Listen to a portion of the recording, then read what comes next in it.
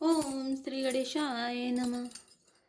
राजु दीन कही दीन बनु रामा, मोहिन सो दुखले सुसिया रामा, तुम्हें बिनु भरतई भुक्ति रामा, प्रजय प्रचंड कले सुसिया रामा, दीन दयाल बिरत संभारी, हराओ नाथ मम संकट भारी। अर्थात राज्य देने को कहकर वन दे दिया, उसका मुझे लेस मात्र भी दुख नहीं है। दुख तो इस बात का है कि तुम्हारे बिना भरत को, महाराज को और प्रजा को बड़ा भारी क्लेश होगा। जो केवल पितु आय सुताता, तो जनि जाहु जानी बड़ी माता, जो पितु मातु कहे बन जाना, तो कानन सत्य अवध समाना। अर्थात हे तात, यदि केवल पिताजी की ही आज्ञा हो तो माता को पिता से बड़ी जानकर वन को मत जाओ, किंतु यदि माता पिता दोनों ने वन जाने को कहा है तो वन तुम्हारे लिए सैकड़ों अयोध्या के समान है। पितु बनि देवी मातु बनि देवी, खग मृग चरण सरोरो सेवी, अंतौ उचित निर्भय वनवासु, भय विलोकी होई हरासु। अर्थात वन के देवता तुम्हारे पिता होंगे और वन देवियां माता होंगी, वहां के पशु पक्षी तुम्हारे चरण कमलों के सेवक होंगे। राजा के लिए अंत में तो वनवास करना उचित ही है, केवल तुम्हारी सुकुमार अवस्था देखकर हृदय में दुख होता है। बड़े भागी बनु अबध अभागी, जो रघुवंश तिलक तुम त्यागी, जो सुत कहूँ संग मोहि लेहु, तुम्हारे हृदय होई संदेहु। अर्थात हे रघुवंश के तिलक, वन बड़ा भाग्यवान है और यह अवध अभागी है जिसे तुमने त्याग दिया। हे पुत्र, यदि मैं कहूँ कि मुझे भी साथ ले चलो तो तुम्हारे हृदय में संदेह होगा कि माता इसी बहाने मुझे रोकना चाहती हैं। पूत परम प्रिय तुम सभी ही के, प्राण प्राण के जीवन जी के, ते तुम कहो मातु बन जाऊं, मैं सुनी बचन बैठी पछताऊं। अर्थात हे पुत्र, तुम सभी के परम प्रिय हो, प्राणों के प्राण और हृदय के जीवन हो, वही प्राणाधार तुम कहते हो कि माता मैं वन को जाऊं और मैं तुम्हारे वचनों को सुनकर बैठी पछताती हूँ। यह विचारी नहीं करो हट रामा, झूठ स्नेहु बड़ाई सिया रामा, मानी मातु करनाथ बलि रामा, सुरति बिसरी जनि जाय सिया रामा, दीन दयाल बिरत संभारे, हराओ नाथ मम संकट भारी। अर्थात यह सोचकर झूठा स्नेह बढ़ाकर मैं हट नहीं करती, बेटा मैं बलैया लेती हूँ, माता का नाता मानकर मेरी सुध भूल ना जाना। देव पितर सब तुम ही गुसाई, राखो पलक नयन की नाई, अबधि अम्बु प्रिय परिजन मीना, तुम करुणा करे धर्म धुरीना। अर्थात हे गोसाई, सब देव और पितर तुम्हारी वैसे ही रक्षा करें जैसे पलकें आंखों की रक्षा करती हैं। तुम्हारे वनवास की अवधि 14 वर्ष जल है, प्रियजन और कुटुंबी मछली हैं, तुम दया की खान और धर्म की धुरी को धारण करने वाले हो। हस विचार सोई करहु उपाय, सबहि जियत जहि भेटहु आए, जाहु सुखेन बनहि बलि जाऊं, करी अनाथ जन परिजन गाऊं। अर्थात ऐसा विचार कर वही उपाय करना जिसमें सबके जीते जी तुम आ मिलो। मैं बलिहारी जाती हूँ, तुम सेवकों परिवार वालों और नगर भर को अनाथ करके सुख पूर्वक वन को जाओ।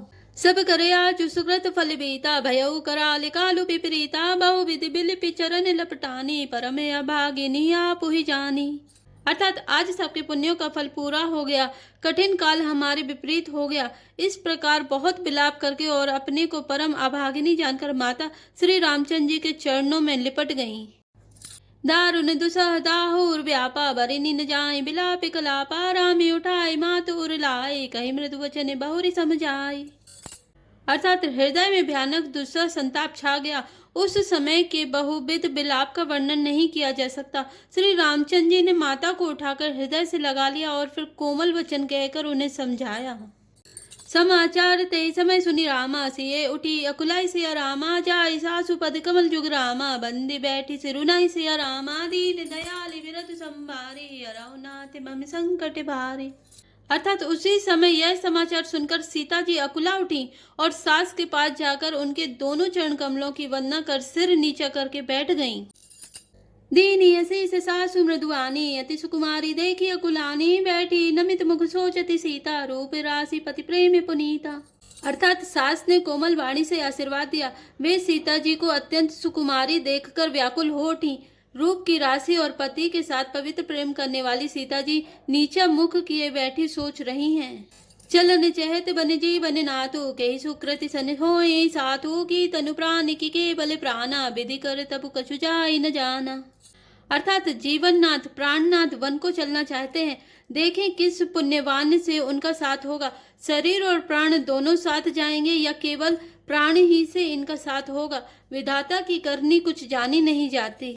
चारु चरण नखले कति धरिनी नूपुर मुखर मधुर कवि वरिनी मनहु प्रेम बस विनती करहि हमहि सिए पद जनि परिहरहि। अर्थात सीता जी अपने सुंदर चरणों के नखों से धरती कुरेद रही हैं। ऐसा करते समय नुपुरों का जो मधुर शब्द हो रहा है, कभी उसका इस प्रकार वर्णन करते हैं कि मानो प्रेम के बस होकर नुपुर यह विनती कर रहे हैं कि सीता जी के चरण कभी हमारा त्याग ना करें।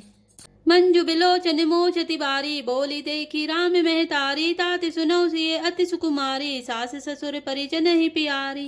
अर्थात सीता जी सुंदर नेत्रों से जल बहा रही हैं। उनकी यह दशा देखकर श्री राम जी की माता कौशल्या जी बोली, हे तात सुनो, सीता अत्यंत ही सुकुमारी है तथा सास ससुर और कुटुंबी सभी को प्यारी हैं। पिता जनक भूपाल मणि रामा ससुर भानुकुल भानु सिया रामा पति रविकुल कैरव विपिन रामा विदुगुण रूप निधानु सिया रामा दीन दयाल विरधु संभारी हराओ नाथ मम्मी संकट भारी।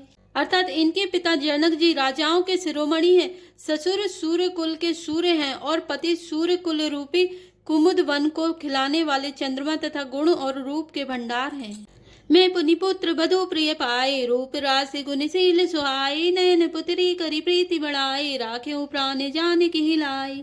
अर्थात फिर मैंने रूप की राशि सुंदर गुण और सील वाली प्यारी पुत्र बधु पाई है। मैंने इन जानकी को आंखों की पुतली बनाकर इनमें प्रेम बढ़ाया है और अपने प्राण इनमें लगा रखे हैं। कलप बेल जिमि बहु विधि लाली सींची स्नेह सलिल प्रतिपाली फूलते फलते भयउ विधि बामा जानी न जाए काह परिणामा। अर्थात इन्हें कल्प लता के समान मैंने बहुत तरह से बड़े लाड़ चाव के साथ स्नेह रूपी जल से सींचकर पाला है। अब इस लता के फूलने फलने के समय विधाता बाम हो गए, कुछ जाना नहीं जाता कि इसका क्या परिणाम होगा।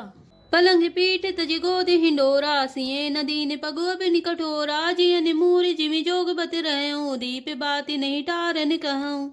अर्थात सीता ने पर्यंक पृष्ठ पलंग के ऊपर गोद और हिंडोले को छोड़कर कठोर पृथ्वी पर कभी पैर नहीं रखा।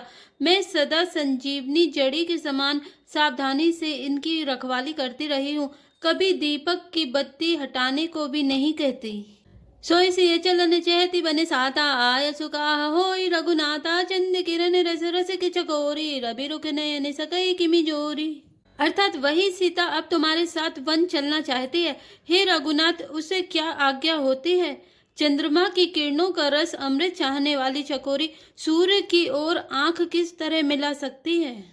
करी केहरी निशिचर चरहि रामा दुष्ट जंतु बन भूरि सिया रामा विष बाटिका की सो सुत रामा सुभग सजीवनी मूरि सिया रामा दीन दयाल विरधु संभारे हरौ नाथ मम संकट भारी।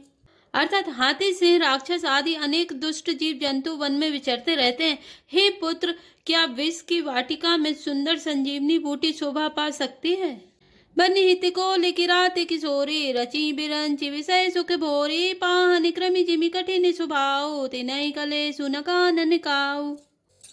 अर्थात वन के लिए तो ब्रह्मा जी ने विषय सुख को जानने वाली कोल और भीलों की लड़कियों को रचा है, जिनका पत्थर के कीड़े जैसा कठोर स्वभाव है। उन्हें वन में कभी क्लेश नहीं होता। के तापस तिये कानन जोगु तिने तपे हेतु तजा सबे भोगु सिए बने बसी तात के भांति चित्र लिखित कपि देखि डराती। अर्थात अथवा तपस्वियों की स्त्रियां वन में रहने योग्य हैं, जिन्होंने तपस्या के लिए सब भोग तज दिए हैं। हे पुत्र, जो तस्वीर के बंदरों को देखकर डर जाती है, वे सीता वन में किस तरह रह सकेंगी। सुर सरे सुभग बनज बने चारी डावरे जोगु की हंस कुमारी ऐसे बेचारी जैसे आयसु होई मैं सिक देऊं जान के ही सोई। अर्थात देव सरोवर के कमल वन में विचरण करने वाली हंसनी क्या गड़हियों तलइयों में रहने के योग्य है। ऐसा विचार कर जैसी तुम्हारी आज्ञा हो, मैं जानकी को वैसी ही शिक्षा दूं। जो सिए भवन रहे कहे अम्बा मोहि कहे होई बहुत अविलंबा सुनि रघुवीर मातु प्रियवानी सील स्नेह सुधा जनुसानी। अर्थात माता कहती हैं, यदि सीता घर में रहे तो मुझको बहुत सहारा हो जाए। श्री रामचंद्र जी ने माता की प्रिय वाणी सुनकर जो मानुशील और स्नेह रूपी अमृत से सनी हुई थी, कही प्रिय वचन विवेकमय रामा कीने मातु परितोष सिया रामा लगे प्रबोधन जानकी रामा प्रगति विपिन गुण दोष सिया रामा दीन दयाल विरधु संभारे हरौ नाथ मम संकट भारे। अर्थात विवेकमय प्रिय वचन कहकर माता को संतुष्ट किया। फिर वन के गुण दोष प्रकट करके वे जानकी जी को समझाने लगे। जय श्री राम, जय जय हनुमान। मास पारायण 14वां विश्राम।